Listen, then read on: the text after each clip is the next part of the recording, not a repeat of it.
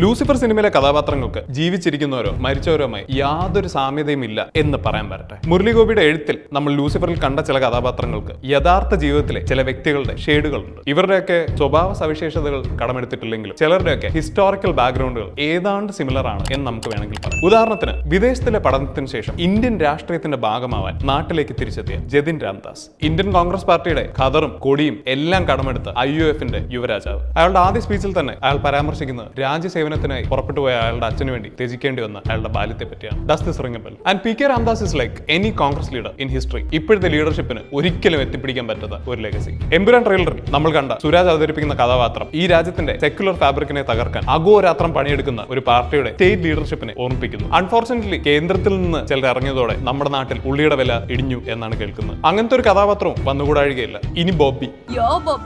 ഇപ്പോൾ അധികം കേൾക്കുന്നില്ലെങ്കിലും മുൻപ് നമ്മൾ കേട്ടുകൊണ്ടിരുന്ന ഇന്ത്യയിലെ ഏറ്റവും വലിയ പൊളിറ്റിക്കൽ ഡൈനാസ്റ്റിയിലേക്ക് കല്യാണം കഴിച്ചു വന്ന ബിസിനസ് ടൈസ് ഉള്ള ഒരാൾ റോബർട്ട് വദ്ര. ഇത് ബോബിയുടെയും റോബർട്ട് വദ്രയുടെയും സ്വഭാവത്തിന്റെ കമ്പാരിസൺ അല്ല, ആ ബാക്ക്ഗ്രൗണ്ടും ആ രൂപവും ആ ലുക്കും മാത്രമേ ഞാൻ ഉദ്ദേശിച്ചുള്ളൂ. ലോകത്തെ ബാങ്കിംഗ് സെക്ടർ കൺട്രോൾ ചെയ്യുന്ന വാർസ് വരെ ഫണ്ട് ചെയ്യാൻ കേൾപ്പുണ്ട് എന്ന് വിശ്വസിക്കുന്ന റോത്സ്ചൈൽഡ് ഫാമിലി ഗ്രൂപ്പ്, ആ ഗ്രൂപ്പിനെ മുട്ടുകുത്തിക്കാൻ പറ്റുന്ന ഒരു ശക്തി, അതാണ് ഖുറേഷി എബ്രഹാം. ഇതുകൊണ്ടാണ് ഖുറേഷി എബ്രഹാം ഒരു വ്യക്തിയല്ല, ഒന്നിലധികം വ്യക്തികൾ ഇൻക്ലൂഡ് ആവുന്ന ഒരു എൻറ്റിറ്റിയാണ് എന്ന് ഞാൻ വിശ്വസിക്കാനുള്ള കാരണം. ഇനി പറയാൻ ബാക്കിയുള്ളത് സത്യാന്വേഷിയായ ചില വിവാദ വീഡിയോകളിൽ പ്രത്യക്ഷപ്പെടുന്ന mister Govardhan 6 digit salary draw ആയിട്ടും തന്റെ ട്രൂ കോളിംഗ് ആയ കണ്ടന്റ് ക്രിയേഷനിലേക്ക് തിരിഞ്ഞ അദ്ദേഹം ചിലപ്പോൾ എന്നെ പോലുള്ളവരെയൊക്കെ റെപ്രസെന്റ് ചെയ്യുന്നു. Okay, by.